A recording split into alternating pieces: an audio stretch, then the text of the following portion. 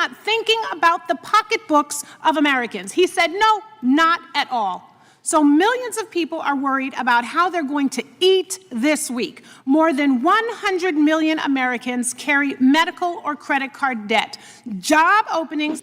You ever notice how, right when it's election season, certain people in Congress suddenly discover a brand new emergency? And it just happens to target a minority group. Yeah, that. What you're watching here is Republicans trying to dress up anti-Muslim panic as oversight, and then Sidney Kamlega walks in and basically says, absolutely not. We're not doing restriction today. What's up, everybody? How are you doing today? This is Tana Explain. Tap like, drop a comment if you can't discriminate already, and subscribe because the next minute all this hearing is a masterclass in how a premise gets built and then gets pulled out. Well, you very much are acting like an adult. They probably don't want to be on the record with that policy, given how egregious it is. When clubs such as your sponsor visitors to come to the school and speak about club interests, whatever they are they subject to security screenings? So when our club has guest speakers, including a state representative or a congressman, we have to submit 2 weeks in advance paperwork. We have to submit a week in advance background check. We have to submit their staff if they're... Listen closely to how this gets constructed. It's not what happened. It's what are you supposed to feel while that telling. Coming, all these lengthy processes. I often have to miss my lunch period and skip lunch, skip a meal to fill these out. But on the other hand, the Islamic group got favorable treatment. Okay, yeah, what were the security protocols that were in place for the Islamic group? From what I know, none. None? From what I know. So typically you have to go through a lengthy background process, but this Islamic group didn't have to. Correct. Obviously they didn't background check. This is the move.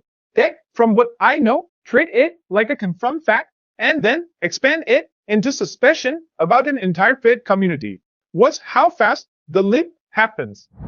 You know, the organization, because it has multiple terror links, and they didn't, I guess they didn't check the Sharia pamphlets that they gave us or the Qurans with the Shahada card. They were perfectly fine with it because the principal was there that day just looking at it perfectly fine. What's been the response from the school since you've been public and vocal about this double standard? Like I said in my opening testimony, when my mom had requested the principal to email my teachers, because I had to miss school for the first day after that and had to go late the second day because of death threats and things like that. And my mom had asked the principal to email my teachers just to keep an extra eye on me. And the principal told my mom, you can. So it's really, that speaks volumes to the approach of leadership that the school has and the school district has because Stop right then. Now just but this happened on camera. Massive claims get dropped, tighter links, Sharia pamphlet, and the hearing structure doesn't slow down to verify anything. It's just on to the next emotional bid. That's 5 days hearings are dangerous when they're built for a buy instead of evidence, because the insinuation is the product.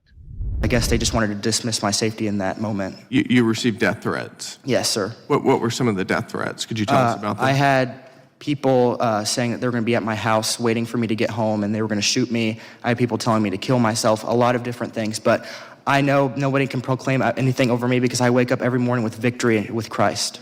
Amen. That's exactly right. What has the school's response been to these death threats? Like I said, that first day it was very dismissive. I actually received a death threat last year, and I believe I have emails, and I could submit them to the record of the principal saying, "Oh, things are already taken care of." Very, I would say, downgrading it or just minimizing specific situations. I could submit those emails to the record. I just want to be clear. You had a threat against your life, somebody saying that they were going to come to your house and murder you. Correct. And your school's response was dismissive. Correct. Got it.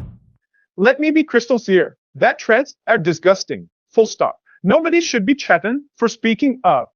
Ever. But yes, amen woman right there. That's not oversight. That's bonding with the narrative. It's sending a scary situation into a political sermon while the hearing keeps sliding in one direction. Islamic growth equals danger. And everybody just nods along.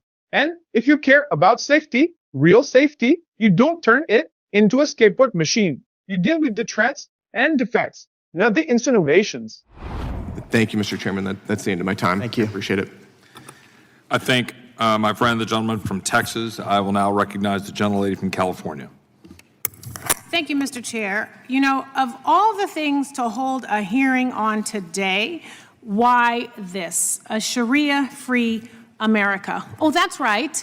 It is election season, which means Republicans turn up the fear-mongering to level 10 and easy targets our members of our Muslim community. And this hearing allows my Republican colleagues to legitimize their religious bigotry. But today I am not. See the trap. They're talking a real ugly thing, trends, and using it to keep the audience emotionally locked and set the same storyline just started with. It's not how do we protect a student. It's how do we keep the insinuation alive. Now, what happens when the flow goes to Signe Kamleger dub? Because Sid doesn't play along with the premise for even a second. Participating in this charade. I have hosted numerous town halls. I am talking to my constituents every single day, and no one has brought up Sharia law. It is not a pressing issue, but it is a manufactured crisis, because you know what they are talking about? They're talking about the crisis of this Republican Congress. The Constitution says that we have oversight jurisdiction over the administration, that we have the authority to authorize war, and that we have the power of the purse. And none of that is happening right now. The Trump administration has launched a war of choice with Iran, and Americans are paying the price. The president said that he's not thinking about the pocketbooks of Americans. He said, no, not at all. So millions of people are worried about how they're going to eat this week. More than 100 million Americans carry medical or credit card debt. Job openings have fallen to their lowest levels since 2020, and all of this has happened under Republicans' watch. Working families want to know how they are going to survive this economy and what Congress is doing to help. And the Republicans' response is to hold this obtuse hearing. There are real oversight issues that this committee could be addressing right now that deal with the Constitution, like the $1 billion ballroom that Trump wants taxpayers to pay. Oh, and by the way, he wants to get a cut from the contractor. The Epstein files, continuing to cover them up, no accountability for survivors. The treatment of pregnant women in federal custody, attacks on our voting rights and civil liberties, rising hate crimes and extremist violence, and criminal justice reform. Instead, Republicans are peddling anti-Muslim conspiracy theories. That's the whole ballgame right there. Signe Kamleger didn't just disagree, say rejected the entire setup. But we're doing this because that question exposes what this is really for. If your committee can run a whole Sharia-free America spectacle, but somehow can do the basic work of governing, that's not patriotism. That's propaganda with the gable. And here's the consequence. When you turn Congress into a fear factory, you don't just waste time. Enormous suspicion toward your neighbors. You fit conspiracy brain politics, and you pretend that's defending the Constitution. So, I want your take. Was this hearing about evidence or about giving anti-Muslim panic a nice official microphone? Drop your thoughts in the comments, hit like, and subscribe to Sahab Express. Stay sharp, and I'll see you in the next one.